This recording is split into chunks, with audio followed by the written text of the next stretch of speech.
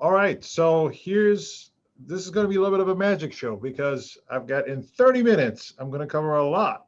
So it's going to be like one of those disclaimers at the end of a radio commercial where they give you all the fine prints, but in words. And we're going to do a little bit of that. All kidding aside, great to see everyone here. Let me go and share my slides and let's get going. Today's topic is specifically about effective communication skills that can increase your bottom line. And let me go ahead and get this started. Here we go. I think it's working. Good. All right. So look, when it comes to improving the performance of your accounting firm, communication is absolutely key. There's a few things you need. First of all, your accounting firm is virtually non-existent without the presence of your team and your clients. Now, what makes your team and your clients work really well is good communication. And sometimes that's not the case. So let's go through what this actually means and what are the four things that we're going to cover today. We're first going to go through the why. Why does communication matter in your business? Obviously it does, but we want to go a little deeper than that to gain a little bit of a better understanding. Then we'll get into the cause, the root cause of your existing communication skills. Where do they come from? Each of you probably have a different communication skills than Sean does or than I do. So where do we get each of our very individual, unique communication styles? Then we'll look at common issues in common communication issues in your firm. And then finally, we get into of course, the solution, practical communication techniques that you can actually immediately implement. You can, after this, you probably want to take a rest, but literally the next business day, you can implement these steps and get going. So let's go through the first one. Why does communication matter in your business? Well, just so we're not in the numbers business. We're in people's business, and because frankly, the numbers represent the people, and people impact the numbers, and numbers impact the people, and it goes back and forth. But if we really take care of good communication, we're taking care of our people.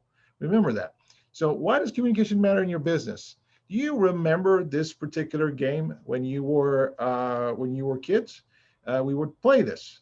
They used to call it telephone. They had different names for it. But I especially like this illustration because the first child is whispering the word peas. And at the end, when you look, you hear that has been somehow interpreted as fleas. So you can possibly imagine how this has happened by the message being passed along. We have a little bit of the similar issue, more or less, in our firms if we're not careful about certain things. So I want to go ahead and bring some attention to the fact that business communication skills are the real currency. They are the real currency. You take care of that, and you're creating efficiencies. You're creating better offshoring experience. You're creating better client experience, and frankly, you're just happier with the outcome of all your efforts in the business. So, first poll of the day. How much do you think your communication challenges are costing your business? How much? We're talking about money here, okay? So we have some options here for you. And the options are, and I think you guys are ahead of me, 50,000 or less, $50,001 to 150, 150 to 250, and 250 or more. So let's go ahead and get your answers here, and we'll take a look at that. I see. Wow. I see about 6% of you are looking at $250,000 or more.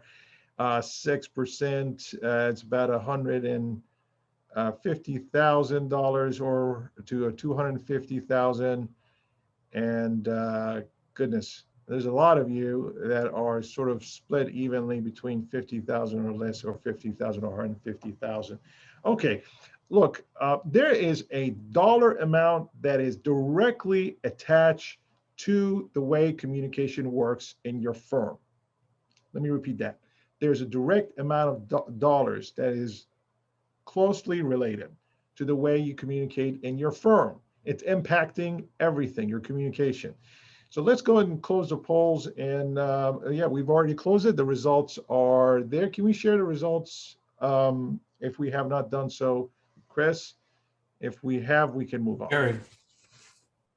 I'm sorry? Yep, I'm sharing right now. Oh, okay, great, fantastic. So as you can see, the impact is there depending on the size of your firm and the sort of different ramifications. But I'm going to give you some answers based on research of what those numbers actually look like based on, and you can actually do it for your own firm. So we'll go through that exercise. Hopefully that give you some insight. Okay, let's go ahead and close the poll results, and let's get to my slides. All right, everyone Chris, can you see my slides still? Yeah. Yep. Hear Okay. it. You're loud and clear, and we can Okay, see. good. Yep. Thank you. You're just my security blanket, Chris. Just make sure if you're on mute, Anytime. you're right there in case you can unmute it. I'm here, Sia. I'm here. Don't panic. I appreciate that. Okay, so what we're going to talk about here is the impact on your team. I mentioned earlier when we started this session that there are two main components of your firm. Without those, your firm would not exist. One of them is your team, and the other is your clients. So we're going to look at the impact of communication, or should I say miscommunication, on your team. Let's look at that. This was a survey done of 1,001 different individuals working across different accounting firms. And here's some results. The impact of it, you want to know what that looks like. Negative workplace environment, okay? Added stress, people quit. You have poor view of partners. And basically the team does not advocate on behalf of the firm in a way that they really should. Their heart is not in it. That's another way of putting it. Poor financial outcome. And look, there are numbers that actually support all those findings. If you look from the left side for number one, 90% believe good communication is key to a positive workplace environment. 80% experience stress as a result of ineffective communication. 63% have considered quitting because poor communication interfered with their ability to work. Does that resonate with any of you? 60% would not recommend their partner because of poor communication, right? And you have 53% say their firms don't communicate in a way that encourage them to advocate for the firm. And of course, 52% have seen poor communication lead to poor financial outcomes. So think about that for just a moment, and let's go ahead and take a look at the impact on your clients. The impact on your clients are basically you damage your credibility, miscommunication damages. Imagine you have it made from day one. Why? Because you are the trusted advisor. They walk in the office by trusting you already. So imagine what it takes to actually damage the credibility. And as you know, with everything worthwhile, it takes a long time to build something, but only it takes an instant to destroy it. So, and especially this is true for credibility. So think about that. Bad retention. Frankly, it's one thing to get the clients in the door. It's another thing to hold on to them. So it's going to impact your retention. And we have to have some honest conversations with ourselves to really get the impact when it comes to the retention. Billing issues. We have billing issues because if there's out of scope stuff that it's miscommunicated and then it becomes a billing issue. How are we going to communicate it now to the client about all this stuff? What is the best strategy with that? And then of course it bleeds into the AR issues as well. And so and a loss of referral opportunities. I know many firms, I work with firms across the country and the globe. And, you know, I've seen how much business you get from referrals. So the fact that we lose referral opportunities is definitely a bad thing. A bad feedback and reviews, which, by the way, leads into damaged credibility, right? So look, some of this may be obvious to you, but I just want you to think about the impact of communication on your team and on your clients. Now, let's do this exercise together real quick. Miscommunication can cost your firm $5,200 per employee per year. $5,200 per employee per year. Let's do a little exercise together, okay? So All right. Now, by the way, we're going to get to this later, but multitasking and being an effective communicator, they don't go hand in hand. I'm sorry to break the news to you, but it's just, it ain't going to work, right? You've got to pay attention to one thing in order to communicate it effectively, especially if it's important. This, I believe, is extremely important. It should be important to you. So no multitasking. Let's just do this exercise together. Take $5,200 right now, multiply it by a number of employees, and put in a chat box somewhere how much that is in total. 5,200 times number of employees, total employees. It's not just your billable, that's all your employees. And let me know in the chat box what that looks like. And Chris, for some reason, I don't have, I'm used to having multiple screens. So having one screen here is, can you just read off what those numbers are? 270,400, 936,000, Okay. 72,800. Waiting Wow. for some others. Okay. Don't be shy. I know you're probably thinking Zero. two things happen. Yeah, go ahead. What? No, someone had zero. Oh, zero. Okay. Oh, well, that's fair. Okay. So look, there are research that have been done based on the loss of efficiency and based on losing the opportunity for further referrals, to expand the scope of work. So when you consider all of that, there's a lot of money that is being left on the table, and you're losing just by miscommunicating here, right? Not to mention all the other impacts that we've gone through. So hopefully that's going to draw your attention to the real benefits of good communication. You've got greater productivity, you're going to have improved morale, increased employee job satisfaction, lower turnover rates, greater trust in management and senior leadership, stronger company culture, improved understanding of business practices. Now, what is all of that going to lead to? Simply profit, revenue, and capacity. It's going to improve those three different areas. So you got the people, you take care of your people, you work on the communication, and that is a direct influence on your profit, revenue, and capacity. So let's look at the root cause of your existing communication skills. Now, I don't know about you, but I know there's a lot of family life that influences the way we communicate. So think about that for just a moment. So each of us had a different upbringing in terms of our communication styles. Role models you grew up with, whether that was an uncle or parent or same gender parent, is the most influential parent in anyone's life. So think about that in a normal situation, what kind of an upbringing you've had. That has had an impact on the way you communicate.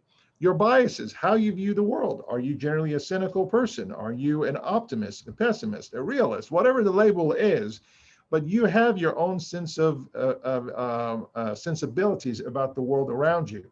And that impacts your communication style. It's important what is impacting your communication style, because if you look for opportunities to improve it, you got to realize why you do what you do.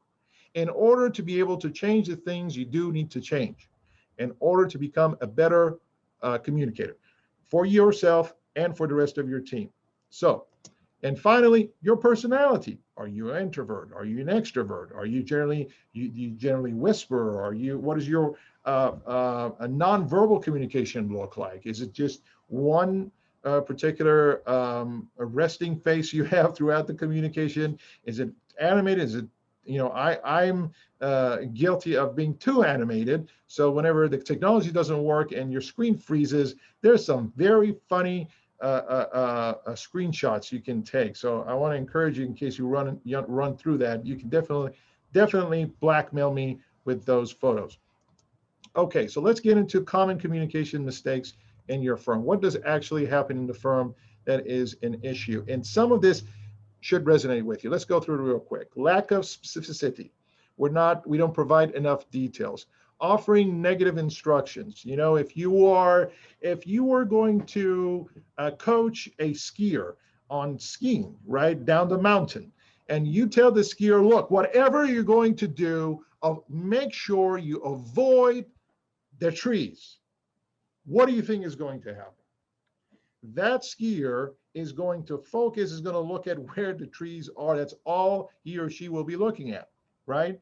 Now, if you were to tell the same skier to just look for the white path and just follow it, then certainly that seems to be more efficient, and it gives them focus, and they don't have to keep looking for the tree, not to hit, only to hit it moments later, right? So this is a good example of offering negative instructions. Using but, generally speaking, you can replace it with an and. If you use but, means forget about everything I said before it, right? So, it's important for us to use, finish a sentence. We don't have to put a but after it, or we can use and in lieu of. Tone and body language, that's extremely important, because you could be saying all the right things, but if your tone and body language is not exactly saying the same thing, guess which one your listeners are going to believe? Your tone and body language. Distracted. We talked about multitasking is not going to make you an effective communicator. When you're communicating with your teammates, or when you're communicating with your client, you've got, and by the way, being distracted doesn't mean you necessarily are going to be emailing someone or typing a text. You could be distracted here. If in your mind you're thinking about something else, you're not really paying attention to what's happening in your communication. Lack of directness. You want to be direct. Just being very direct is extremely important, because it's hard to for the message to get lost in translation when you are direct. And in reacting instead of responding, that is, I've seen that happen. That happens quite often, where instead of, and by the way, we're all human. We have emotional reactions to things. If you're really having those moments, it's time, I think, to just step back and let the emotions pass before you formulate a good response in whatever situation you are faced with. And assuming a message was understood. Just because the words are proceeding from your mouth, it doesn't mean that the other person understands it. Think about that.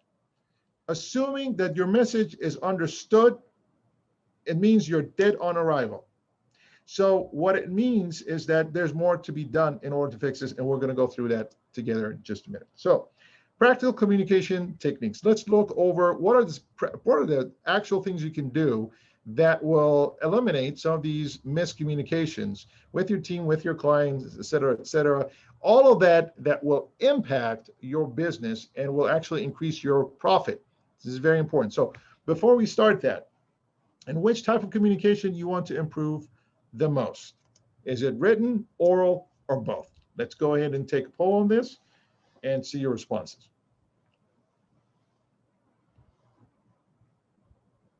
All right, I've got a race going on between oral and both. Some of you are going for written.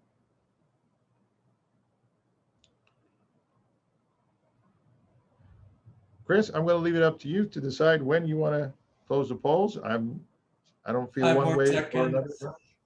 Okay. 3, 2, 1. All right. Sharing results. All right, very good. Thank you, Chris. All right, so what we have here is about 44% of you in first place, you want to improve both. And about 41% of you wanted to improve just your oral communication, and with 15% written. Look, the reason why I'm asking this question, this poll question, is to draw your attention to the following. Everything I'm about to share with you, all of it is applicable in written and oral communication. Written and oral.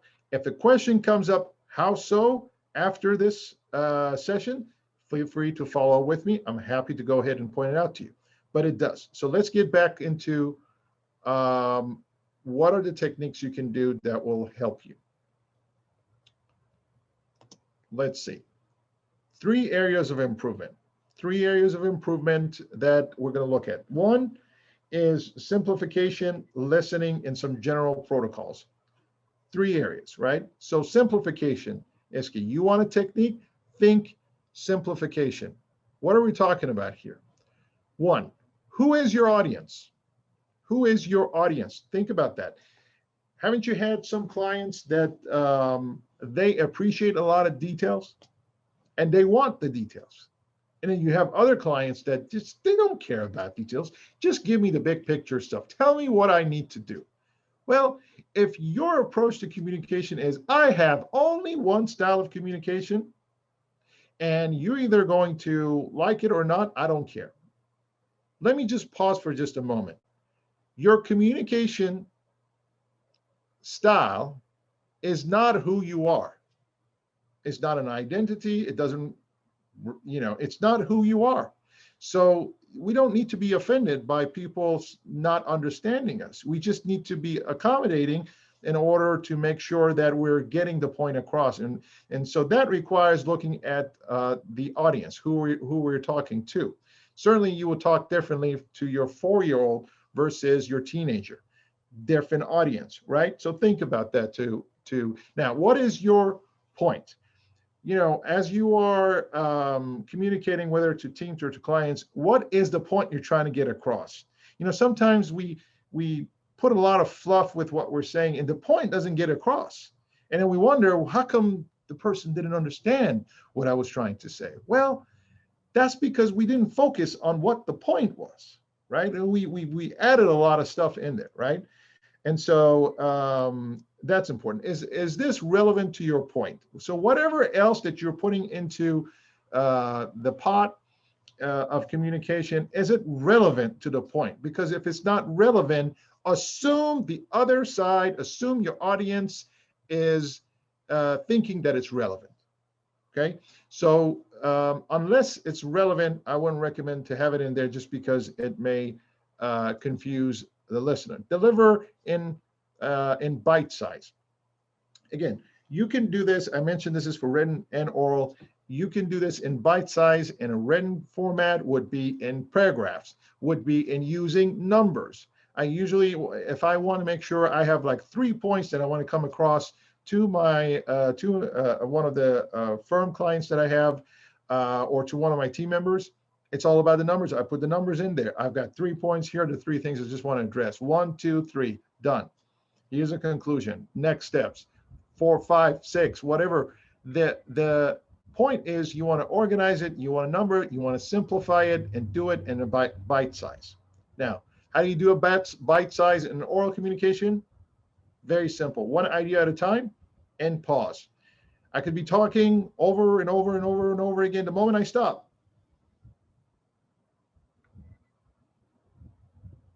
I got everyone's attention, right? That is doing things in bite size. Pause. You don't have to fill the air with words like I'm doing right now, okay? You don't need to do that. Just give yourself some time and do it in bite sizes. All right, give examples.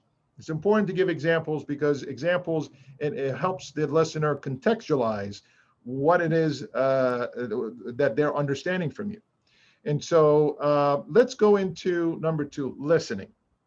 Listening is key to communication. You've heard that if you've been through marriage therapy, you've heard that if you've been to a seminar, if you've been to any kind of event, you've heard this all the time. Listening is key to communication. So let's think about some techniques about how you can become a more effective listener in your firm. So the first thing I'm going to go through is this concept of drive-through listening. I want you to, and you may have heard of this or not, but if you haven't, no problem. We're going to go through it real quick. Drive-through listening. So what are we looking at here? It's a drive-through, right? And the question is that what happens when you order food? And here's a little hint for you. What happens at that particular area in the picture once you order food? They're repeated back to you, right? That's called drive-through listening. The person on the other end taking your order, they're doing drive-through listening. They're listening to what your order is and they repeat it back. And by the way, in case you're curious about a little bit of a history behind this, is that there was an actual dollar amount attached to this. They realized the amount of dollars that McDonald's was losing by having people drive to the window and realize their orders were wrong. And now they had to go ahead and remake it, and it would back up the cars and the line. And so they decided that we're going to fix this. and they came up with this idea. What I'm telling you is in your communication, this is key. You should do this in your firm. No, please don't have a drive-through accounting firm. Maybe that would be the next best idea. I don't know, who knows, but you get the point. Now, stop to confirm. The things you need to remember: how do I do drive-through listening? How do I become an active listener? Well, it depends on if you're the one who's speaking, if you're communicating to your listener, or you have someone communicating to you. At any direction, you want to stop to confirm. Let me just make sure I heard you right. Is this what you're saying? And or if you are the one who's speaking, you can stop saying, let me just pause for just a moment and just make sure that we're good so far. Am I making sense? That type of thing. Burden is on you, frankly. It's so easy when you communicate and say, well, that guy is just dumb. I don't understand why he doesn't understand what I'm saying.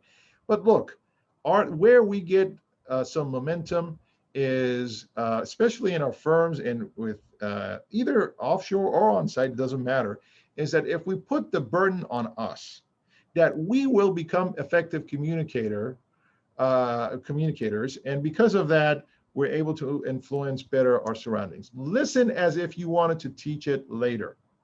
When you are listening to someone, let's just pause for just a moment. Let's go back to the first second when I came on and I said, all right, today's session is about effective communication techniques that increase your bottom line. By the way, people, at the end of this, there's going to be a quiz, or you're going to come and teach it to others.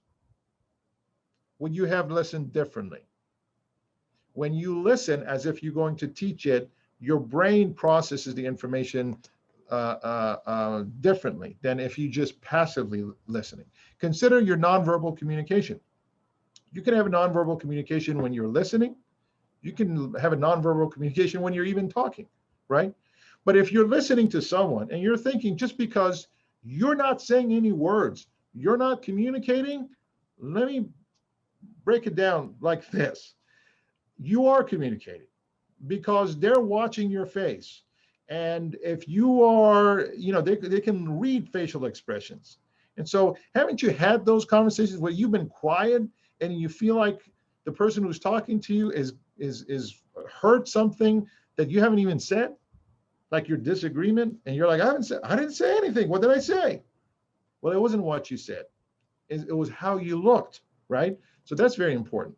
Now, some general protocols in terms of what are the protocols that you should be thinking about doing to make sure that that you can get the momentum that you need. Cross-check internal with external. That means your internal communication, external communication. If you're talking to your team, you agree about something, make sure that is exactly what's being communicated to the client, and vice versa. A lot of times there's miscommunication or between what's communicated outside versus inside the firm. Use multiple channels. It's okay to repeat yourself. Use email, phone call, whatever it is that you can do in order to repeat some of the things, especially on things that are important for people to remember. Be specific with deadlines. Okay, you want a deadline? Here's a deadline. The deadline is a date and a time. A date and a time.